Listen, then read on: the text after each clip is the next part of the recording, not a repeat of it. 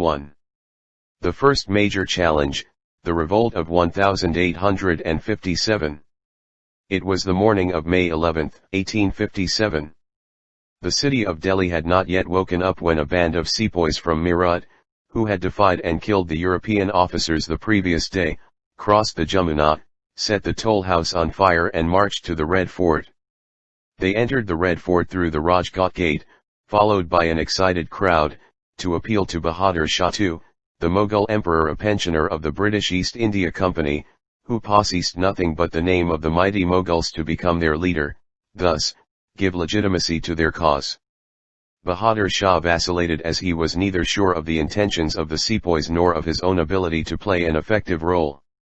He was however persuaded, if not coerced, to give in, and was proclaimed the Shahanshah-e Hindustan. The sepoys, then, set out to capture and control the imperial city of Delhi. Simon Fraser, the political agent, and several other Englishmen were killed. The public offices were either occupied or destroyed. The Revolt of 1857, an unsuccessful but heroic effort to eliminate foreign rule, had begun. The capture of Delhi and the proclamation of Bahadur Shah as the Emperor of Hindustan gave a positive political meaning to the revolt and provided a rallying point for the rebels by recalling the past glory of the imperial city. The revolt at Meerut and the capture of Delhi was the precursor to a widespread mutiny by the sepoys and rebellion almost all over North India, as well as central and western India. South India remained quiet, and Punjab and Bengal were only marginally affected. Almost half the company's sepoy strength of 232,224 opted out of their loyalty to their regimental colors and overcame the ideology of the army, meticulously constructed over a period of time through training and discipline. Even before the Meerut incident, there were rumblings of resentment in various cantonments.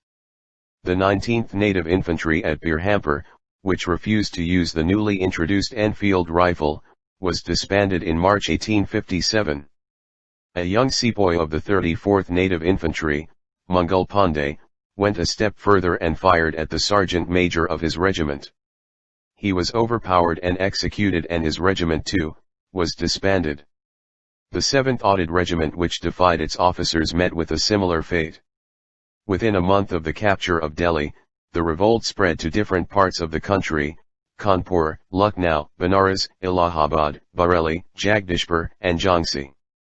The rebel activity was marked by intense anti-British feelings, and the administration was invariably toppled. In the absence of any leaders from their own ranks, the insurgents turned to the traditional leaders of Indian society, the territorial aristocrats and feudal chiefs who had suffered at the hands of the British. At Kanpur, the natural choice was Nana Sahib, the adopted son of the last Peshwa, Baji Rao II. He had refused the family title and, banished from Pune, was living near Kanpur. Begum Hazrat Mahal took over the reins at Lucknow, where popular sympathy was overwhelmingly in favor of the deposed Nawab. Her son, Burgess Qadir, was proclaimed the Nawab, and a regular administration was organized with important offices shared equally by Muslims and Hindus. At Bareilly, Khan Bahadur, a descendant of the former ruler of Rohilkhand, was placed in command. Living on a pension granted by the British, he was not too enthusiastic about this, and had in fact warned the commissioner of the impending mutiny. Yet, once the revolt broke out, he assumed the administration, organized an army of 40,000 soldiers, and offered stiff resistance to the British. In Bihar, the revolt was led by Kunwar Singh, the Zamindar of Jagdishpur, a 70-year-old man on the brink of bankruptcy. He nursed a grudge against the British. He had been deprived of his estates by them, and his repeated appeals to be entrusted with their management again fell on deaf ears. Even though he had not planned an uprising, he unhesitatingly joined the sepoys when they reached Ara from Dinapur. The most outstanding leader of the revolt was Rani Laxmi Bai, who assumed the leadership of the sepoys at Jhansi. Lord Dalhousie, the Governor-General, had refused to allow her adopted son to succeed to the throne after her husband died, and had annexed the state by the application of the doctrine of lapse. The Rani had tried everything to reverse the decision. She even offered to keep Jhansi safe for the British if they would grant her wishes. When it was clear nothing was working, she joined the sepoys and, in time, became one of the most formidable enemies the British had to contend with. The revolt was not confined to these major centers. It had embraced almost every cantonment in the Bengal and a few in Bombay. Only the Madras army remained totally loyal. Why did the sepoys revolt? It was considered prestigious to be in the service of the company, it provided economic stability. Why, then, did the sepoys choose to forego these advantages for the sake of an uncertain future? A proclamation issued at Delhi indicates the immediate cause. It is well known that in these days all the English have entertained these evil designs: first, to destroy the religion of the whole Hindustani army, and then to make the people by compulsion Christians. Therefore, we, solely on account of our religion, have combined with the people, and have not spared alive one infidel, and have re-established the Delhi dynasty on these terms. 1. It is certainly true that the conditions of service in the company's army and cantonments increasingly came into conflict with the religious beliefs and prejudices of the sepoys, who were predominantly drawn from the upper caste Hindus of the northwestern provinces and Oudh. Initially, the administration sought to accommodate the sepoys' demands. Facilities were provided to them to live according to the dictates of their caste and religion. But, with the extension of the army's operation not only to various parts of India, but also to countries outside, it was not possible to do so anymore. Moreover, caste distinctions and segregation within a regiment were not conducive to the cohesiveness of a fighting unit. To begin with, the administration thought of an easy way out: discourage the recruitment of Brahmins. This apparently did not succeed, and, by the middle of the 19th century, the upper castes predominated in the Bengal army. For instance, the unhappiness of the sepoys first surfaced in 1824 when the 47th Regiment at Recapture was ordered to go to Burma. To the religious Hindu, crossing the sea meant loss of caste. The sepoys, therefore, refused to comply.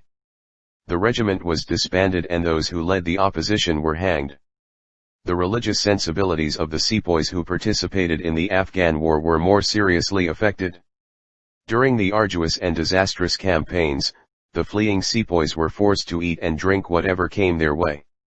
When they returned to India, those at home correctly sensed that they could not have observed caste stipulations and, therefore, were hesitant to welcome them back into the Biratari, caste fraternity.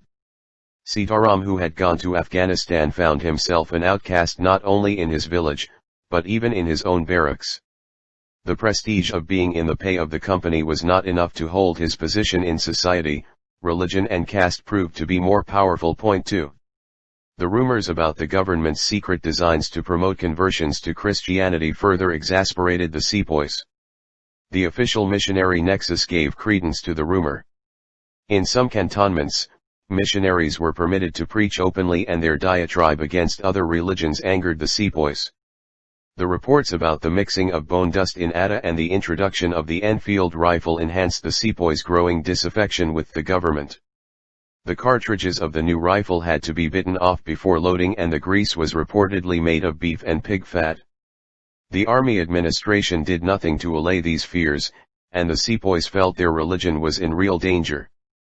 The sepoys' discontent was not limited to religion alone.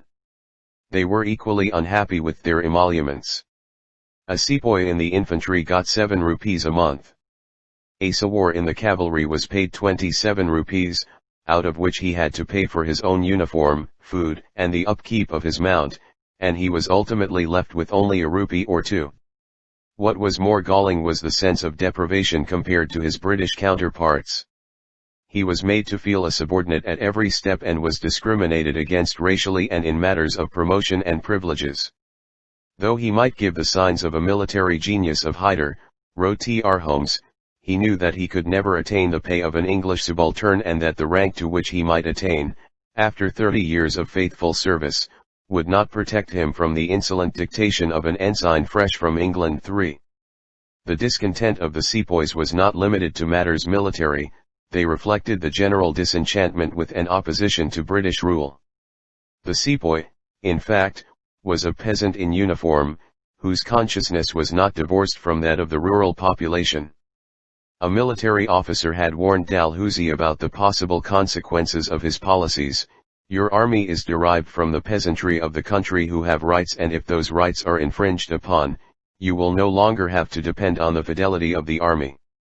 If you infringe the institutions of the people of India, that army will sympathize with them, for they are part of the population, and in every infringement you may make upon the rights of the individuals, you infringe upon the rights of men who are either themselves in the army or upon their sons, their fathers, or their relations. For almost every agricultural family in Oudh had a representative in the army. There were 75,000 men from Oudh. Whatever happened there was of immediate concern to the sepoy. The new land revenue system introduced after the annexation and the confiscation of lands attached to charitable institutions affected his well-being. That accounted for the 14,000 petitions received from the sepoys about the hardships of the revenue system. A proclamation issued by the Delhi rebels clearly reflected the sepoys' awareness of the misery brought about by British rule. The mutiny in itself, therefore, was a revolt against the British and, thus, a political act. What imparted this character to the mutiny was the sepoys' identity of interests with the general population. The revolt of the sepoys was accompanied by a rebellion of the civil population, particularly in the northwestern provinces and Oudh, the two areas from which the sepoys of the Bengal army were recruited. Except in Muzaffarnagar and Saharanpur, civil rebellion followed the revolt of the sepoys. The action of the sepoys released the rural population from fear of the state and the control exercised by the administration. Their accumulated grievances found immediate expression and they rose en masse to give vent to their opposition to British rule. Government buildings were destroyed, the treasury was plundered, the magazine was sacked, barracks and courthouses were burnt and prison gates were flung open. The civil rebellion had a broad social base, embracing all sections of society: the territorial magnates, peasants, artisans, religious mendicants and priests, civil servants, shopkeepers and boatmen. The revolt of the sepoys, thus, resulted in a popular uprising. The reason for this mass upsurge has to be sought in the nature of British rule, which adversely affected the interests of almost all sections of society. Under the burden of excessive taxes the peasantry became progressively indebted and impoverished. The only interest of the company was the realization of maximum revenue with minimum effort.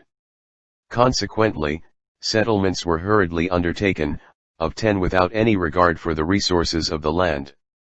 For instance, in the district of Bareilly in 1812, the settlement was completed in the record time of 10 months with a dramatic increase of Rs 14,73,188 over the earlier settlement.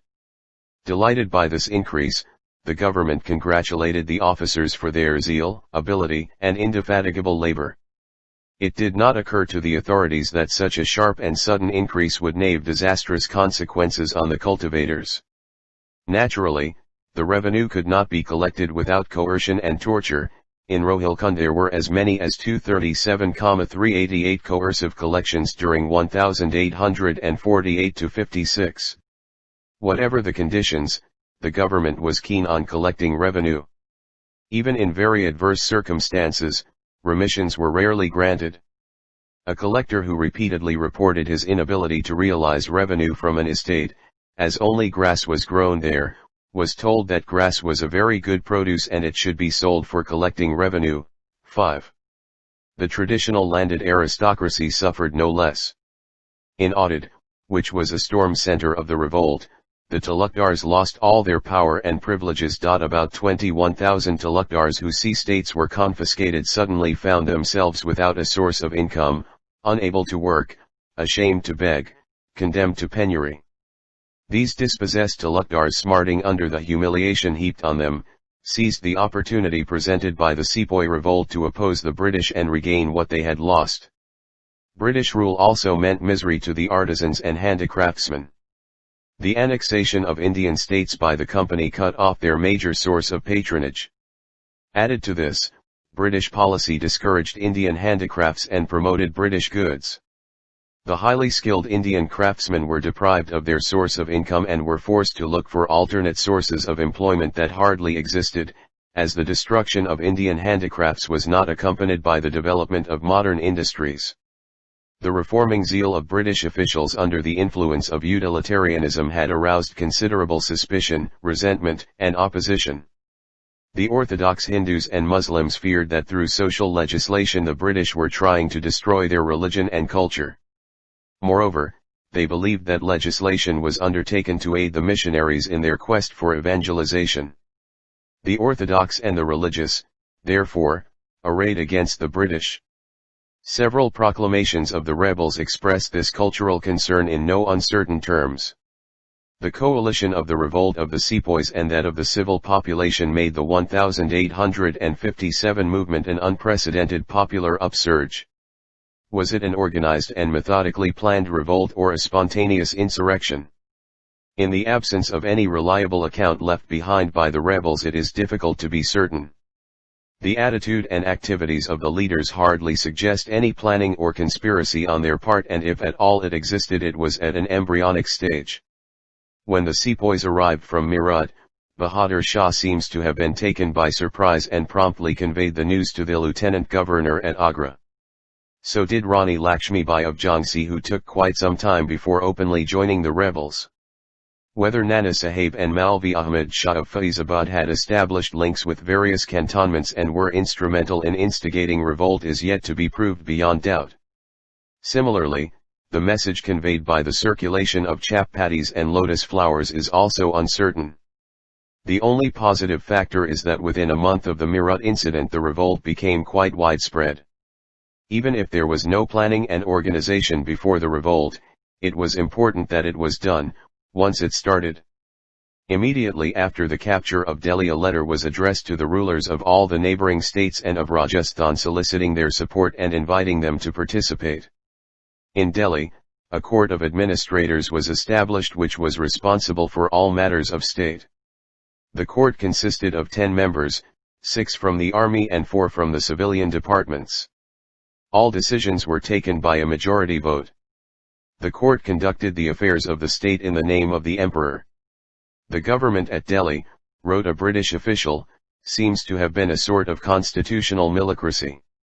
The king was king and honored as such, like a constitutional monarch, but instead of a parliament, he had a council of soldiers, in whom power rested, and of whom he was no degree a military commander. 6 In other centers, also, attempts were made to bring about an organization. Bahadur Shah was recognized as the emperor by all rebel leaders. Coins were struck and orders were issued in his name. At Bareilly, Khan Bahadur Khan conducted the administration in the name of the Mughal emperor. It is also significant that the first impulse of the rebels was always to proceed to Delhi, whether they were at Meerut, Kanpur, or Jhansi. The need to create an organization and a political institution to preserve the gains was certainly felt. But in the face of the British counter-offensive, there was no chance to build on these early nebulous ideas. For more than a year, the rebels carried on their struggle against heavy odds. They had no source of arms and ammunition. What they had captured from the British arsenals could not carry them far. They were often forced to fight with swords and pikes against an enemy supplied with the most modern weapons. They had no quick system of communication at their command and, hence, no coordination was possible. Consequently, they were unaware of the strength and weaknesses of their compatriots and as a result could not come to each other's rescue in times of distress. Everyone was left to play a lonely hand. Although the rebels received the sympathy of the people, the country as a whole was not behind them. The merchants, intelligentsia, and Indian rulers not only kept aloof, but actively supported the British. Meetings were organized in Calcutta and Bombay by them to pray for the success of the British. Despite the doctrine of lapse, the Indian rulers who expected their future to be safer with the British liberally provided them with men and materials. Indeed, the sepoys might have made a better fight of it if they had received their support. Almost half the Indian soldiers not only did not revolt but fought against their own countrymen. The recapture of Delhi was effected by 5 columns consisting of 1,700 British troops and 3,200 Indians. The blowing up of Kashmir Gate was conducted by 6 British officers and NCOs and 24 Indians, of whom 10 were Punjabis and 14 were from Agra and Oudh. Apart from some honourable exceptions like the Rani of Jhansi, Kunwar Singh, and Maulvi Ahmadullah, the rebels were poorly served by their leaders. Most of them failed to realise the significance of the revolt and simply did not do enough. Bahadur Shah and Zenat Mahal had no faith in the sepoys and negotiated with the British to secure their safety. Most of the Talukdars tried only to protect their own interests. Some of them, like Man Singh, changed sides several times depending on which side had the upper hand. Apart from a commonly shared hatred for alien rule, the rebels had no political perspective or a definite vision of the future. They were all prisoners of their own past, fighting primarily to regain their lost privileges. Unsurprisingly, they proved incapable of ushering in a new political order. John Lawrence rightly remarked that had a single leader of ability arisen among them, the rebels, we must have been lost beyond redemption. That was not to be, yet the rebels showed exemplary courage, dedication, and commitment. Thousands of men courted death, fighting for a cause they held dear. Their heroism alone, however, could not stem the onslaught of a much superior British army. The first to fall was Delhi on September 20, 1857 after a prolonged battle. Bahadur Shah, who took refuge in Humayun's tomb, was captured, tried and deported to Burma. With that the back of the revolt was broken, since Delhi was the only possible rallying point. The British military then dealt with the rebels in one centre after another. The Rani of Jhansi died fighting on June 17, 1858. General Hughes, who defeated her, paid high tribute to his enemy when he said that here lay the woman who was the only man among the rebels. Nana Sahib refused to give in and finally escaped to Nepal in the beginning of 1859, hoping to renew the struggle. Kunwar Singh, despite his old age, was too quick for the British troops and constantly kept them guessing till his death on May 9, 1858. Tancha Tope, who successfully carried on guerrilla warfare against the British until April 1859, was betrayed by Azamandar, captured and put to death by the British. Thus, came to an end the most formidable challenge the British Empire had to face in India. It is a matter of speculation as to what the course of history would have been had the rebels succeeded. Whether they would have put the clock back and resurrected and reinforced a feudal order need not detain us here, although that was not necessarily the only option. Despite the sepoys' limitations and weaknesses, their effort to emancipate the country from foreign rule was a patriotic act and a progressive step. If the importance of a historical event is not limited to its immediate achievements, the revolt of 1857 was not a pure historical tragedy. Even in failure it served a grand purpose, a source of inspiration for the national liberation movement which later achieved what the revolt could not.